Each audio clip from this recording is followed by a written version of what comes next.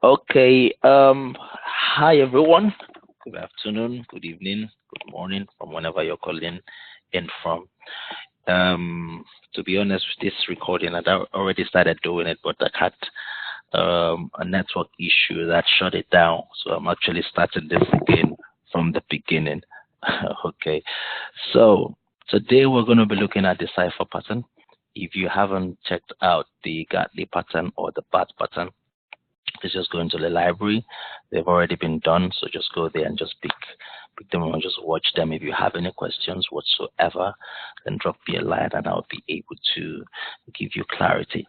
So again, these tools, the harmonic patterns, they are only tools that are used in conjunction with what you already know, which is what we train here: price action, structure, supply and demand, which is what we train here. So we use the harmonic patterns as just an extra confirmation tool. We don't really trade them alone. We see what the market is doing, what is the market, where is it going to, where has it been to, and then we just measure these things with the harmonics as well, just to get that extra confirmation, extra edge. Now, what I always say is this: for you to be able to understand how to use any tool or even Forex itself, you need to have a why. What is your why for wanting to learn a particular strategy? Because that's the only way you would be able to know it. If you do not have a why, you're going to find that you're going to struggle. Before I had known about harmonic pattern, a few back, but I never really spent time with it. It was always difficult to me. But it was just until last month or thereabout that I picked it up again. Because I really wanted to learn. And in fact, one of the reasons why I wanted to learn, because I heard that the cipher pattern offers the most accuracy up to 90% or thereabout of accuracy. So that's why I felt, okay, let me learn it. So there always has to be a why to why you want to learn something, because a purpose to anything you want to learn, because that's the only way you get it faster. Otherwise, you might struggle. So that said, we would go into the cipher pattern. Again, don't make this as the only tool that you use to trade. Just add it as one of your confirmation tools to take a position. Now, how what do we look for? Like we said in the other videos, when we're doing the pattern, the Gatli pattern, you need to first look for an impulse in the market. This is an example of an impulse. This is an example of an impulse. So an impulse could be bullish, could be bearish. So these are impulses in the market. So this is what you're looking at in the market. Yep. So looking for that in the market, because for every impulse, there's always a correction. That is a correction, impulse correction. This may be an impulse. This here may be an impulse. This may be the correction. This may be an impulse. This may be the correction. So that is what you're looking for in the market. This is basically what we trade in the market: impulse correction, impulse correction. So now go into the drawing. Let me pick level down. What should I use? Okay, I'm going to use this level here. So we draw an impulse. We find this impulse. Let's say we go to the market and we find this. So we have to draw that out with our tool and we label it. Here, the lowest point, lowest leg of that impulse is called your X leg. And the highest leg of that impulse is called your A leg. Your A leg. Yep. Now, there is a pullback or a retracement of that XA. This is XA right now. So there's a retracement of that XA, which is called AB, which creates your B leg, where your B should get to. Now, to be able to find that leg, we need to use the tool, Fibonacci tool, drawn from this level, your X, to your A. And there is a rule for doing that. The rule says here, for a cipher pattern, we take 38.2 is the leg that we're looking for our B leg or AB or 61.8, and it mustn't go below 78.6 or above 78.6, depending on which you're doing, either bearish or bullish. So this is our, we've drawn from the X to the A. What are we looking for now? We're looking for the retracement, which can be 38.2 or 61. So let's see now. 38.2 will be somewhere around here. 61 will be somewhere around here. But let's start with 38.2. So we just keep it here. So this will be the B leg. So we can draw that there and call it B. B. Yep. So that's A, X, sorry, and that's A, and that's B, which is the pullback of that XA. Yep. So now, after doing that, they said now we need to find the extension, which is the extension, or you can call it the pullback of that AB, or the continue. It's really an extension anyway, but we can also call it the pullback of AB if AB is an impulse. And where would this be? This would go up, unlike the Gadley or the bad patterns that would stop somewhere around here that we said mustn't touch your A. For the Cypher pattern, it has to go above your A. It to be somewhere around here. And what is the rule? 127 extension is what we're looking for, and it cannot close above or below 141.4. Meaning, what are we looking for now? Now, instead of using the Fibonacci extension to, now if you're drawing it on your trading view, one Fibonacci should be able to solve this problem, but it's different for your what's it called now, your MT4 platform.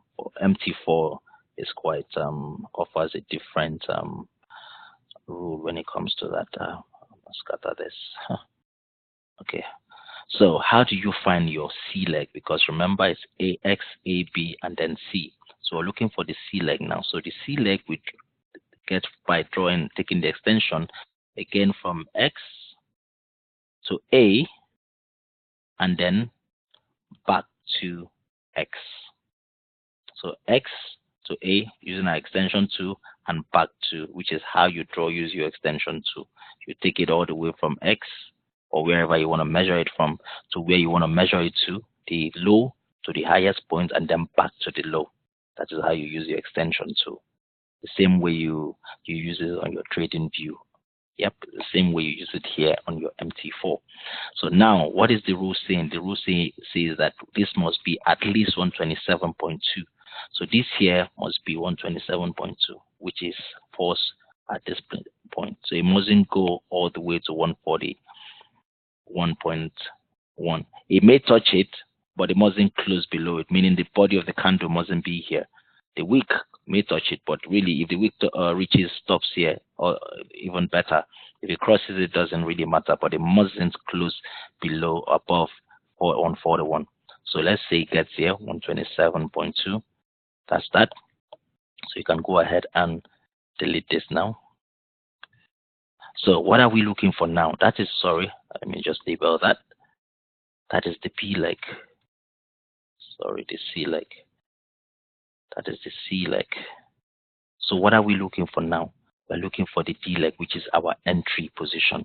Let's assume this is an impulse. What would we be looking for? A correction again, so it would definitely come low. And what does the rule say here? Your CD must be at least 78.6. 78.6, meaning if you pick up your tool and draw all the way from here to C, it must be 78.6. So the way to draw this is to pick it all the way from X to C as opposed. Remember the first one we did from X to A. So we'll take it from X to C. Yep. And then find and it should be 78.6. Is that it? Yeah, 78.6. So that is your D. That is your D leg. That is what it looks like. Now, after you have found your D, you can now then fill it up with your triangle. You don't really need to, but then it's be nice to do it so you can clearly see what it looks like. So this is what your Cypher pattern looks like. The bullish Cypher pattern. Now, where is your TP and your stop loss? To find your TP for this, exactly the same thing we've been doing for our Gatling or the bad pattern that we did. You pick up your Fibonacci 2 and draw from your A to your D. From your A to your D. Your first TP would be your 38. Your second TP would be your 61. Yep. So now where would be your stop loss? Stop loss, you can either put your stop loss. Generally, it should be lower than your X. Let's say your X is here. Your stop loss should be lower than your X. Yep. Now, another place you can put your stop loss is below the previous low of that move, of that price action. Could put it at the previous low. So the first one is at least below your X here, maybe somewhere around probably 10 or 20 pips below your X, or at the previous low, wherever your previous low is at that particular price action. The third place would be your 1-to-1 risk to reward ratio of your position. Let's say this is your first what's it called now? Your first TP. Just assume that's your first TP. Your stop loss would be 1-to-1 risk to reward ratio. This is a very ugly grain. It's blinding. So this here would be your stop loss. That would be your stop loss. So 1-to-1 risk to reward ratio. So you enter the market at this point, your stop loss would be, let's say your stop loss, your first entry is 30 pips. Your first TP is 30 pips, means your stop loss would be 30 pips. If it is 50 pips, means your stop loss would be 50 pips. Yep. You could do that, or you could divide that into two, make it 25 pips or whatever you choose. But those are the three levels, either 10 or 20 pips below your X or the previous low, or 1-to-1 risk to reward ratio, meaning you have TP 30. It means your TP here. If this is 38, it means the distance between your stop loss also would be measured to 38. It could be 20 pips, 30 pips, whatever it is. So this is it for your bullish. Assuming you are doing it now for a bearish market, it means it's the opposite. Your impulse leg is coming from up, down. Yep. So it means your X will be coming from somewhere around here. Oops.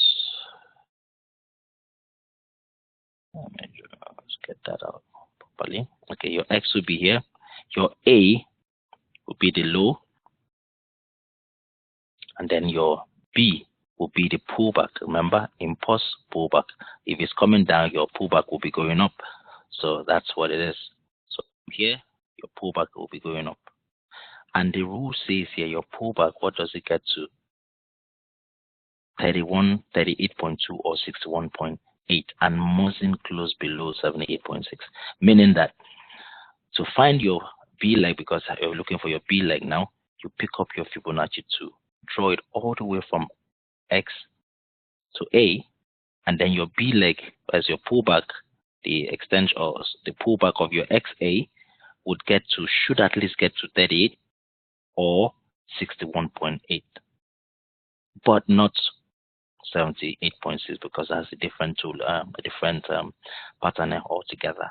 So let's assume this got to 61.8 and leave it there.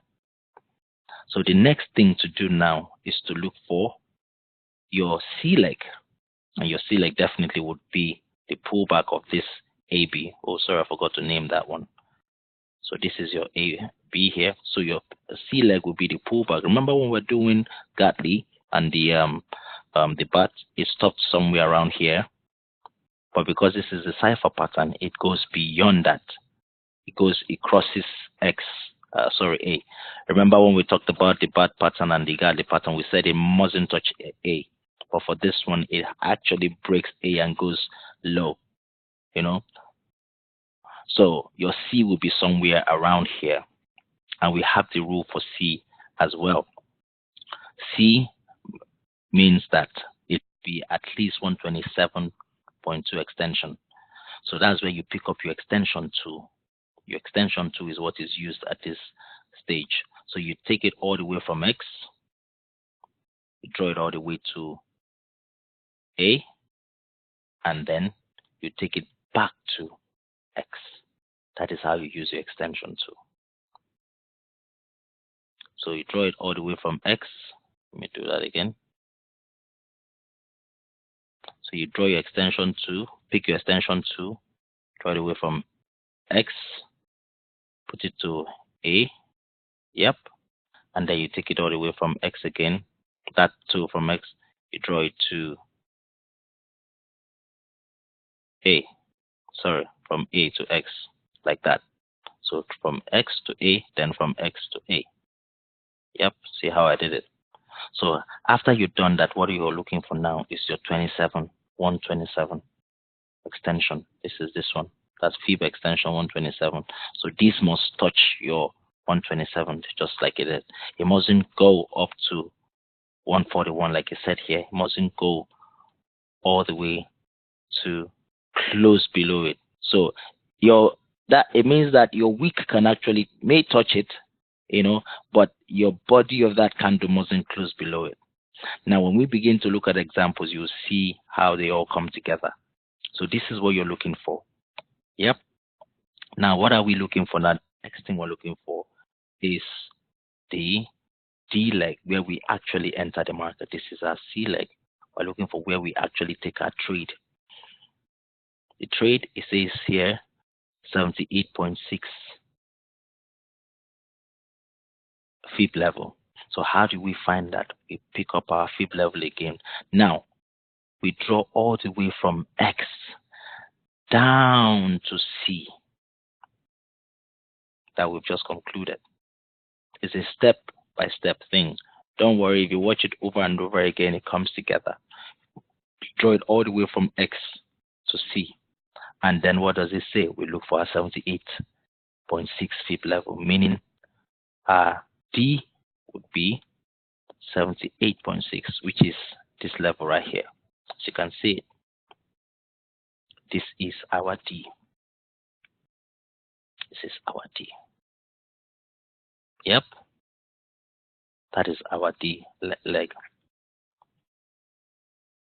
Okay, I can delete that. So after that is done, we can now fill it all up from X to A to B, and then from B to X, to C to D. So that is an example of a cipher pattern. So where is your TP? Your TP, you take your fib level again and pull it, take it from all the way from your A to your D. Just watch this video again so you can follow the steps, your A to your D. And then your first TP will be your 38 fib level. Your next TP will be your 61.8 fib level. That's that one. Now, where is your stop loss?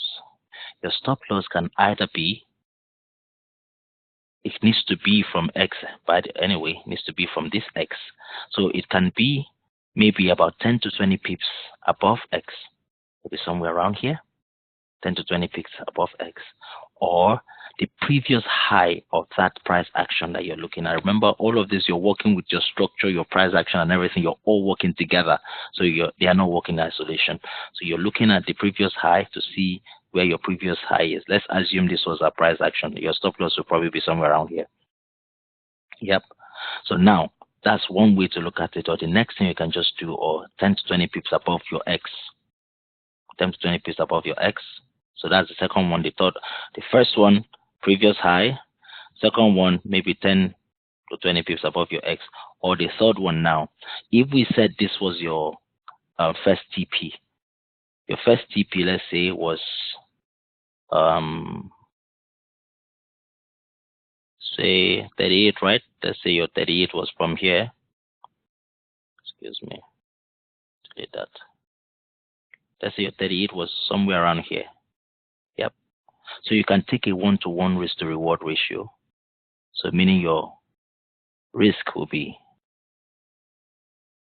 or your stop loss would be the measure of your 38. So let's say this was 50. It means that stop loss would be 50. So that's how you measure it. So you measure your 38.2 and then you pick up your triangle and then just see where your stop loss would get. So it means your stop loss would be somewhere around here. Yep. So that will be your stop loss. Now know that the market sometimes comes in and doesn't start from here. It could just come in, and because remember it's coming from down, it's coming from here. So it may not come here, it may get here and then probably pushes a bit before beginning to come down. So that's why when you notice when I draw this chart, I draw, sometimes this may be empty. I find this leg, I'm looking for this leg to come up. So we are waiting for this leg to get to that D and then retrace.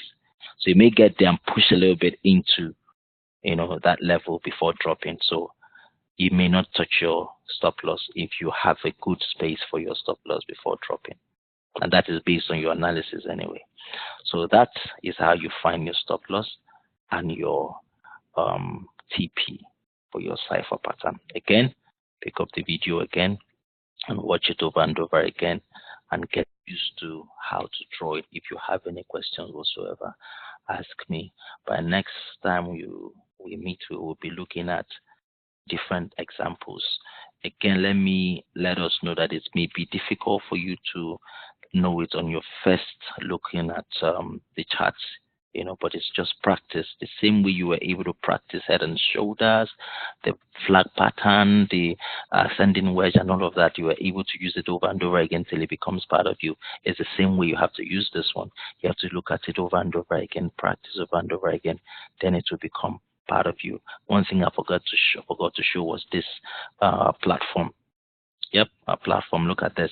We have some of these patterns. You have the different names for them. You don't have to learn everything.